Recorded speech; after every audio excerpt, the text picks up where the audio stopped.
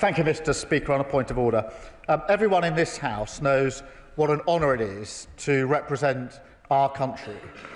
But for most of us, that appreciation comes from the rather sedentary position on these benches, not from the international running track, where Lord Campbell of Pittenweem first represented Great Britain at the Olympic Games in Tokyo in 1964.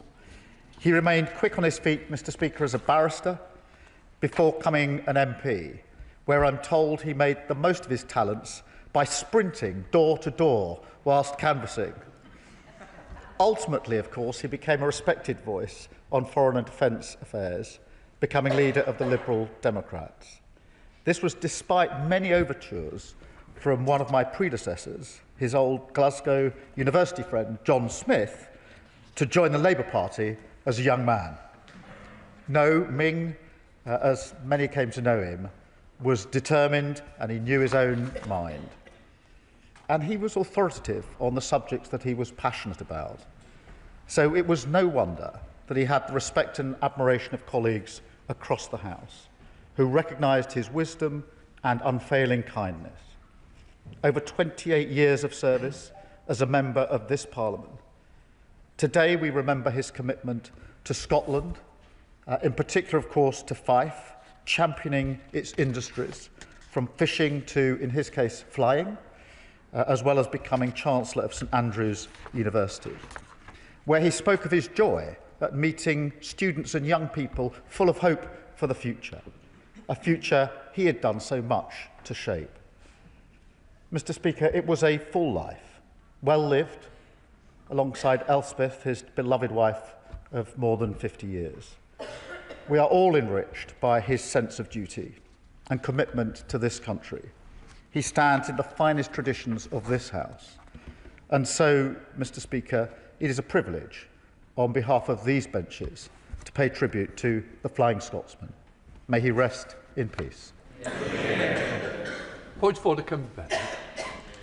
Thank you, Mr. Speaker. And on that point of order, and on behalf of the Conservative Party, I would like to add my voice to the tributes paid today to Lord Campbell. I had the pleasure of meeting Sir Ming Campbell, as he was then, just once, backstage, before any questions. He was very courteous, very curious, and very earnest. We all know how well respected he was across this House, not least because of the efforts he made to work cross-party, especially on international matters. Mr. Speaker, he was a man with a clear sense of right and wrong, committed to doing the right thing, even when it was difficult or unpopular. So I very much hope that his legacy of careful thought, integrity, and public service endures. And on behalf of myself and my party, I extend heartfelt condolences to Sir Ming's family, to his party, and to all those who knew him and loved him. Point of order, John MacDonald. For those of us who were here during the debate on the Iraq War, on all sides, I want to thank Min for the legal advice that he provided us and the way that he addressed that debate, because he did so without seeking any party advantage. He simply set out the legal principles upon which he was making the decision, and he did so with compassion and, as I said, with a recognition of the moral duty that we all had. Many of us agreed with him and voted with him. Many didn't, but everybody respected his judgment as a result. I believe he was a model MP, always speaking and voting on the basis of his conscience and the interests of his constituency and the country overall. He'll be greatly missed, but I think his lesson will remain with many of us throughout our own parliamentary careers. Point of order, Father of the House, Redwood Lee. As a Conservative, I also want to join our Liberal friends in paying tribute to such a gallant and charming gentleman. Probably his least successful period in this House was as leader of his party. Perhaps he was just too nice. Perhaps he could see both sides of the question.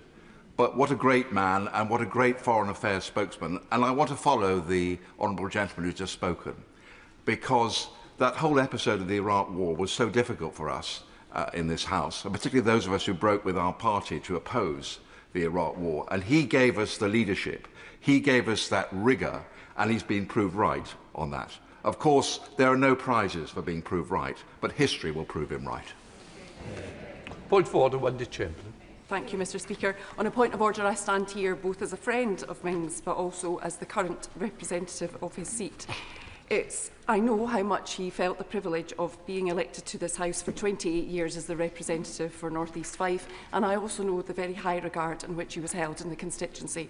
All I've had, both myself and the MSP for the constituency, Willie Rennie, who was previously a member of this place, is very kind thoughts from constituents and stories about Ming as well, which we have taken to our hearts. He was first stood for Parliament in Greenock in 1974. Greenock's my hometown. I was quite reassured when I was first engaging with Ming that we at least had something in common.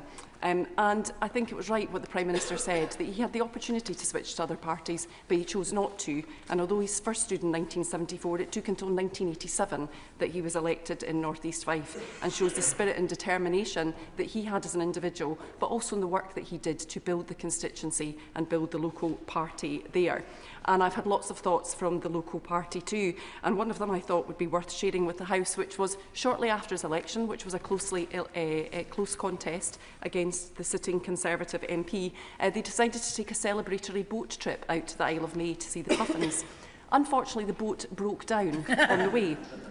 Ming and Elspeth kept everybody calm, and it was interesting that even people who didn't vote for him came out and rescued the boat, and that was the respect in which he was held. Now, in his tributes to Ming, Willie Rennie, my constituency colleague, said that Ming had had 3 careers, in politics, in law and obviously in sport. He was a parliamentarian, he was a KC, he was an Olympian, he was a companion of honour. If any of us can aspire to the great heights that Ming reached, it is worth aspiring to. And the Prime Minister also mentioned his chancellorship of the University of St Andrews, which he held for 19 years. And I know that the university are very sad at his loss and passing. And indeed, the Right Honourable Member for Kingston and Surbiton and I visited the university last week to meet with them and to discuss Ming. I'll finish with just some personal memories. He was a great support to me, but I do remember when I was running for this election in 2018, there was a constituency lunch in North East Fife, and one of the members who was supportive of my candidacy made sure that I was sat at the same table as Elspeth, because I was assured if I could get Elspeth on site, Ming would surely follow. But since I was elected, we would meet every so often, every month in the Pugin room. We would have a cup of tea, we'd have a scone, and he'd tell me all the things that I needed to be doing. And although the Secretary of State for Defence is not here, he would always ask me, right up until the last time I saw him, about lookers and about what the Strategic Defence Review meant and how important defence was for him and the constituency.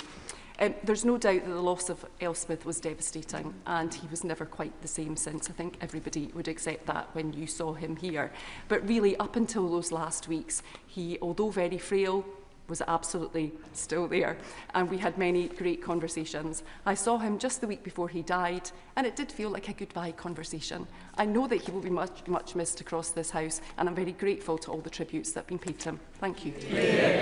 Point of order, Sir Alex. Thank you, Mr Speaker, and for that point of order, may I start by saying that Ming Campbell was a good friend of mine.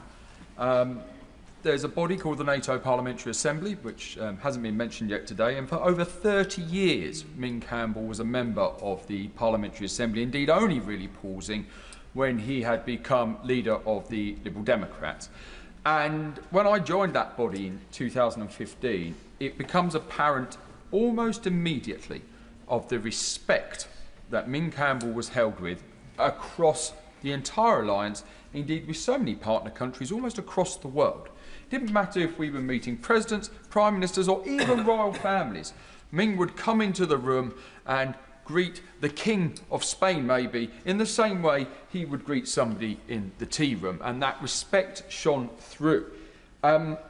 I remember very clearly when he was chairman of some of the several committees, and sometimes there are allies who maybe don't quite see eye to eye and got into some really heated arguments within the committee. Ming simply hit the table and said, "Enough!" And the silence fell. That was the level of respect he had, and that was the level of respect he was dealt with. He, during the coalition years, was able to be appointed as leader of the United Kingdom delegation to the Assembly. When I had the honour of taking on that role, I don't think many weeks passed where I didn't telephone Ming on his mobile phone and say, Ming, I need some advice on this difficult situation that was happening, especially during the COVID years when we were trying to work out how we were going to make the annual assemblies and spring assemblies work online. Ming was always there with sage advice on how to lead our delegations. But doing international bodies, one thing which is true, I'm afraid, is that we spend an awful lot of time in airports, especially when flights are delayed. And Ming always had a story, and they were genuinely fascinating. And it's been mentioned about his legal career. And one particular story I like, because it showed his quick wit, his able to move swiftly on his feet, which I understand for a QC as he was quite important. Being able to quickly adapt. And he said he'd been prosecuting a defendant who had caused a fray for a drunken disorderly. And he said, he put the question, so how much had you drunk? And apparently this defendant said, oh, about only 8 or 9 pints. He said he paused and he said, are you meaning to tell this court that you drank a gallon of beer and you don't consider that to be very much? He said at that point, he said, I knew I had him. And he would tell so many stories, and not least, Mr. Speaker, he was very proud of his time in San Francisco, where he was training to be a top sprinter. He said, academically, it didn't go quite as well as it should have done. He said, I think I just spent far too much time at the track.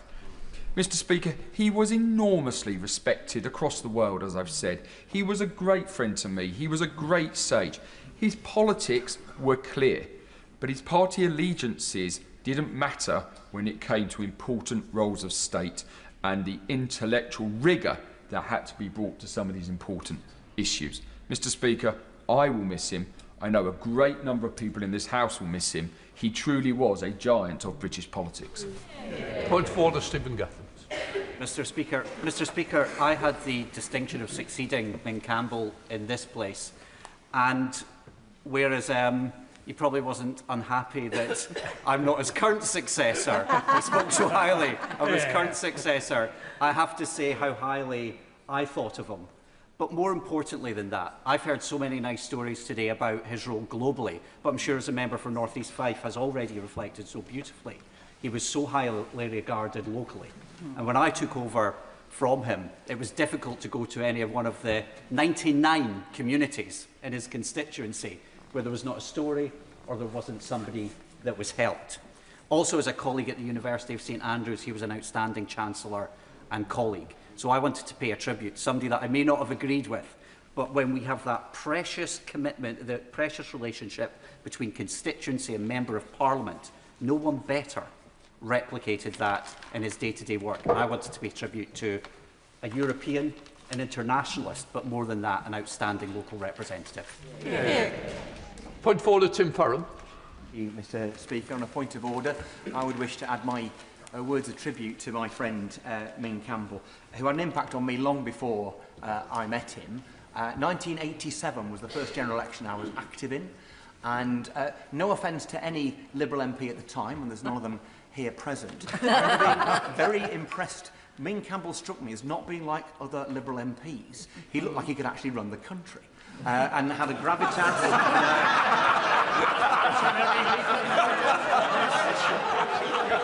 That's how it's got. This is a man. I'm pretty sure that's what I said to my mother in the early hours. Whatever it was, you'll know what it was. On the 12th of June, I think, 1987, when he gained North East Fife from the Conservatives, you look the real deal. You look incredibly competent. And of course, in the years that followed, he demonstrated that. We've talked about the Iraq War.